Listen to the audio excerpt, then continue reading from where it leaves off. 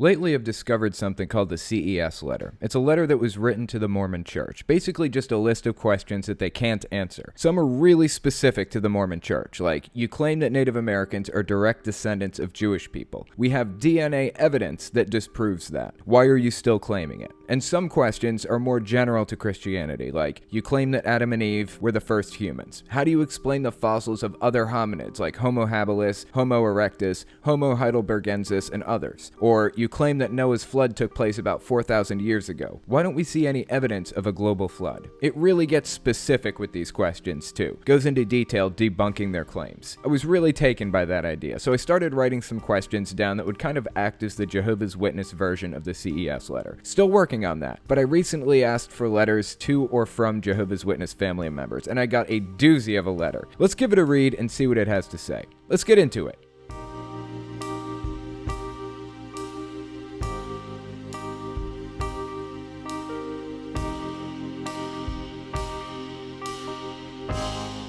I just want to mention before we start, all the names and a few other things have been changed for the sake of anonymity. Okay, with that being said, let's give this letter a read. I'm writing this letter because it's easier for me to logically relay my thoughts in written word at times. Jennifer and I have chosen not to attend the East Slope congregation, or any congregation for that matter, anymore. This may be a surprise to you, and probably upsetting, reasonably so, but this decision was not made lightly, or on a whim, despite what it may seem. We made this decision clear to the elders last night at the meeting. As you know well about me, I take learning and gaining knowledge very seriously, and I was fortunate enough to have been raised by a very bright and wise mother who taught me academic standards of research. With that said, based on research, personal experience, blatant lies, cover-ups, misinformation, consistently failing and flip-flopping doctrinal changes, it is clear that the Watchtower Bible and Tract Society is no more than a corporation and nothing near the truth. It is truly infuriating in that for years I was convinced to never do unbiased research on the organization. It's frustrating, and I'm truly disgusted now to realize that I was under a form of mind control that was taking advantage of me since I was a minor. Realistically speaking, no one would ever take seriously someone who only does research on an organization based only on the writing of that very organization that's being researched. If you went out in field service and a Catholic householder told you they only read information on Catholics from the Vatican's website, you would clearly call them brainwashed, mind-controlled, or at the very least, limiting themselves from unbiased research. Yet somehow, as Jehovah's Witnesses, we're convinced and admonished to never listen to anything about the organization from any source but the organization. Unless, of course, it's a positive news report. Anything negative is always dismissed as apostate lies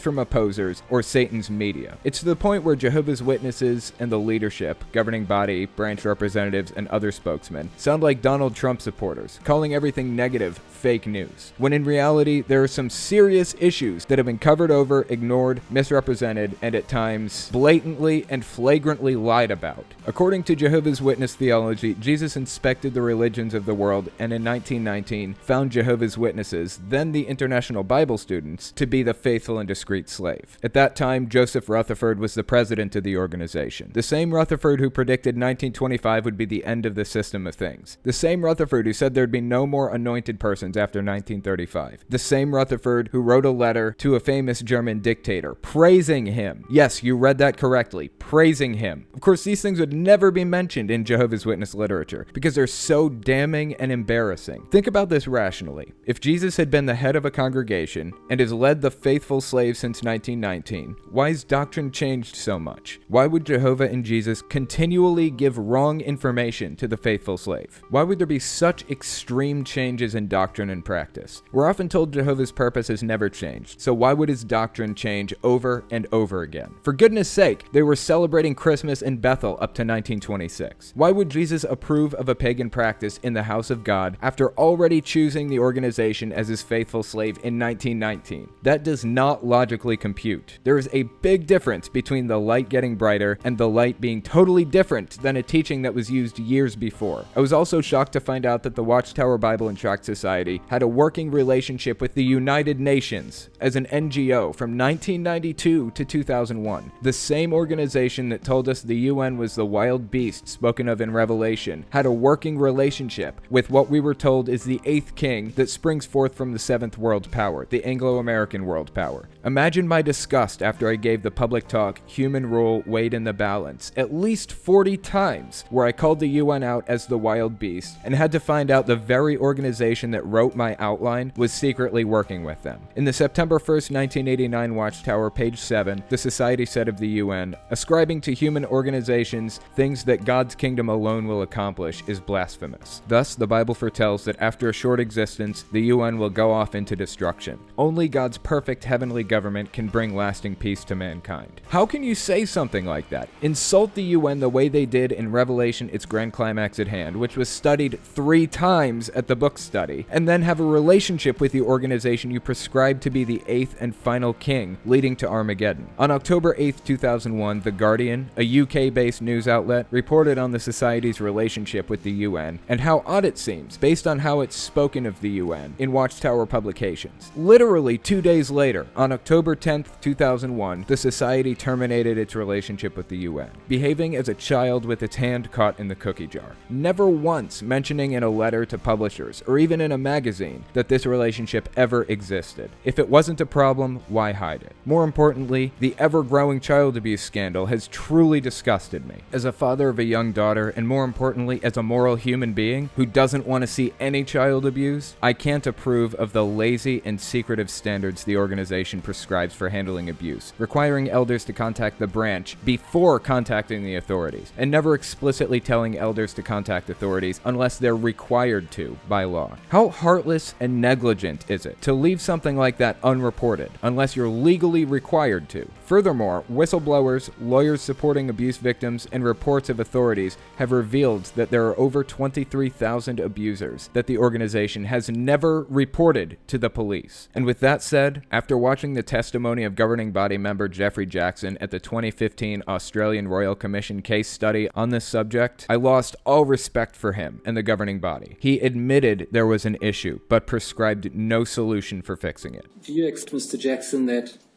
many of the efforts that are being made by different people and organizations to highlight the issue of child sexual abuse and try and find solutions are genuine efforts to improve the situation? I do accept that, and that's why I'm happy to testify. And that such efforts are not necessarily an attack on your organization or its system of beliefs? We understand that too. You described earlier in your testimony that the work of this Royal Commission is beneficial. Do you accept then that the Royal Commission's efforts are genuine and well-intentioned? I certainly do. And that's why we came into the Royal Commission hoping that collectively something would come forward that would help us as well as everybody else. And when asked directly by the lead prosecutor, Angus Stewart, do you, the governing body, see yourselves as Jehovah God's spokespeople on earth? He blatantly lied and said, that I think would seem to be quite presumptuous to say that, we're the only spokespersons that God's using. This is in direct conflict with the new light we received in 2013, stating that the faithful and discreet slave is not all anointed people, but only the governing body, and they alone are the ones dispensing Bible truths on earth during the last days. Unfortunately, I could go on and on about the many issues with calling this organization the truth, because when held to the light, it has clearly been proven to be fraudulent. I don't expect anybody to just take my word, or even believe me, because we've all been faithful witnesses who've dedicated time, effort, energy, and expense to the organization, and no one's beliefs change in a day. Mine sure didn't. But I implore all of you to do honest and unbiased research. It's really clever that the Watchtower Bible and Tract Society's writing committee calls anyone who contradicts their ideas apostates and vehemently attempts to attack their integrity and character. And they build an evil context to the word apostate, making out that anyone who disagrees with them are agents of Satan himself. Interestingly, the actual dictionary defines an apostate as a person who renounces a religious or political belief or principle. So basically, anyone who once believed something religiously or politically and now no longer does is an apostate. It's that simple. There's nothing evil, criminal, nefarious, or mentally diseased, quote unquote, about it, as the society claims. If you left the Baptist Church to become one of Jehovah's Witnesses, witnesses would clearly accept you and not consider you someone to not be believed when talking about the Baptist Church. But hypocritically, if one decides to leave the Jehovah's Witness organization, they're considered to be evil and instructed not to be talked to and not to be listened to as commanded by the 8 men who make decisions in upstate New York. Interestingly enough, at one time the faithful slave considered excommunication or disfellowshipping to be pagan in a Watchtower article, but 5 years later, in 1952, reversed that doctrine to create the disfellowshipping arrangement. Again, why would God propose change so drastically if the society was led by God's Holy Spirit? I was baptized at 14 years old, Jennifer at 9. Minors. No responsible person would be allowed to have a lifetime membership to any organization at 9 years old or 14 years old. You can't drive, vote, drink alcohol, or do anything with any real measure of mature responsibility at 9 or 14. But somehow we're expected to be part of this cult forever, under the threat of disfellowshipping and losing all contact and relationship with your family and friends if we decide to leave. I wasn't allowed the courtesy of having the knowledge I have now, and with the things I know now, I would never have joined the organization. Not a chance. There is no evidence that God's Spirit is on this organization after serious, unbiased, and honest investigation. Too many terrible things have happened in the organization's name. Too many people have been disciplined for things they haven't done, myself included. Too many people have not been disciplined for criminal acts that they have done. If God's Spirit was truly on the organization, these things would not be tolerated. We're often told about how Jehovah's Holy Spirit can make things happen in reference to facilities being built, or new technology being used by the organization, or a court case in which Watchtower's favor is won. But somehow when Jehovah's Witness children are being abused by a member of their own congregation, Jehovah's Holy Spirit somehow wasn't available to step in. Again, that does not logically compute. Why would God care more about inanimate objects or legalities than lives and mental health of children? We cannot reasonably represent this organization or raise our daughter in such a haven of misinformation and propaganda. I'm open-minded, and I'm more than willing to discuss anything with any of you at any time. But keep in mind that I'm well-researched. So no, this is not a matter of opinion or emotion to me. This is about fact and truth. I can no longer respect an organization that tells people to treat their family members as if they're dead,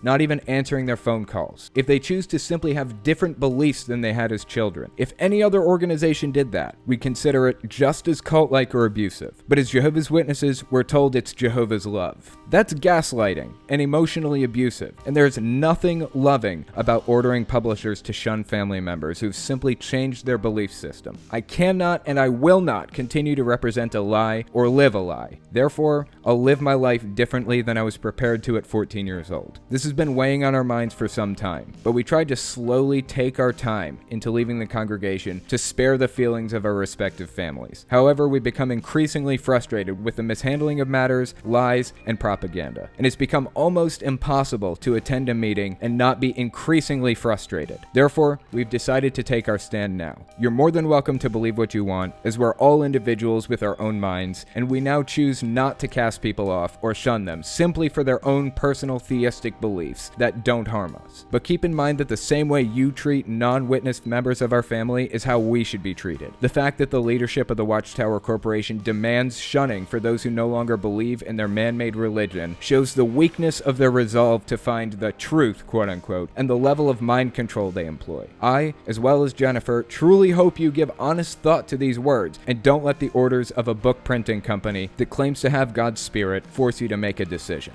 I have the confidence and fortitude to stand by my decisions and explain them to anyone, witness or not. Family, friend, coworker, whoever. But think very seriously about how to explain to others, including our own family, that you would choose to treat me as if I'm dead because I no longer choose to follow the same religion I chose to follow as a 9th grader. Think about how extreme and cult-like that sounds. And think about how you would feel if your non-witness family decided to treat you that way once you became a witness. I took the time to write this because I love and care for all of you, and it would be unfair to not express to you in a coherent manner about our stand. What you choose to do with this information is totally your decision, but realize that I'm the same John I've always been, and I have no intention of isolating myself. I just choose to not let 8 men who live upstate control my life anymore, because they've proven false and sometimes dishonest to their claims under scrutiny. With love, John and Jennifer. I honestly don't know if I could have articulated it better. The one disappointing part of reading these letters is that you never know how it turns out in the end. But I'd be willing to bet, just like the last one, that these people never talk to their family again. After I read out that last letter, I got a few comments from active Jehovah's Witnesses. Things like, "Oh, you just can't handle Jehovah's judgment. Then why don't you stop crying about it and come back to him?" That's where you're wrong. I'm handling this just fine. Being an activist against an organization like this gives me life. Reading people's letters and remembering what I've lost and recognizing what they've lost lights a fire in me so deep that nothing could put it out. So I'll keep fighting this organization until there's nothing left to fight. That's all I've got for you. If you like what I do and you want to see me continue to do it, don't forget you can support me through Patreon, Teespring, and a number of other ways, which can be found in the description. Okay, thanks for watching, guys.